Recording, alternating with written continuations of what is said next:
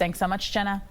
Well, finally for you this morning, it may be Thursday, but today is all about the sundae. That's right. Today is actually National Sundae Day as well. So an ice cream sundae typically consists of at least one scoop of ice cream topped with syrup or sauce. It's then usually topped with whipped cream or a cherry, but can include a variety of other toppings. Basically, throw everything you want into this and call it a sundae.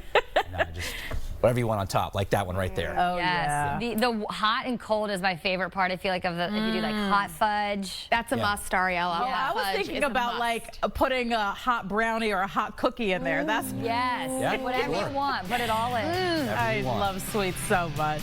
Love it. Hey, have a wonderful day, everybody. Happy Veterans Day. We'll see you back here tomorrow.